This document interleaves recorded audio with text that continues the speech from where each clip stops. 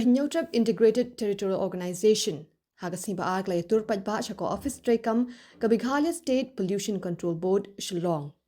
Kani ka jingiatur paidbah kadikum kadak ban pynpaw ya ka jingpyrshah halor ka jingjia ka bajia ka tarik Risaw ka public hearing jong ka board shnong Wahiajer East Jaintia Hills District.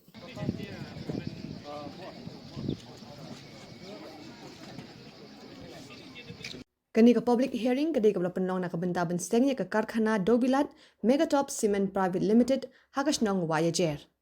Kikin hun seng bhalang kintup na ka KSU, FKJGP, HYC, bat ka HITO kila sya pakhang linti haki volunteer jang ka shnong Wahiajer bakin isiminta ka public hearing.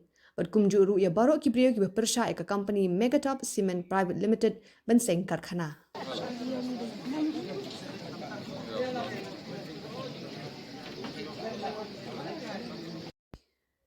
Habakran berkinong thok khobor u president ka HITO dan bok dekhar ulaang baka jingiatur paidbah asya ka Ophis ka Meghalaya State Pollution Control Board ka long da ka bynta bandawa pynlong biang da ka way ka public hearing jong ka Meghatop Cement Pvt Ltd.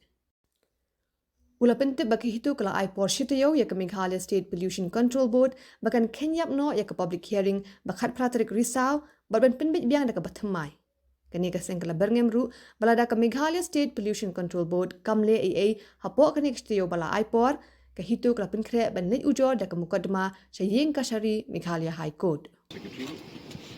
Kiba dudukti HITO kepada namar atau papan penjadi namar pe hasil shwa beninuan satai itu abang yang lagi penduk ini keren pastinya. Okay, we will march on.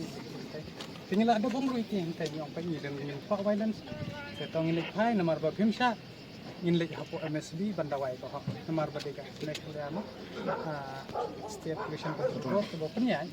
Tapi obviously ingin hapawai ki litit na kajing thang nai ya.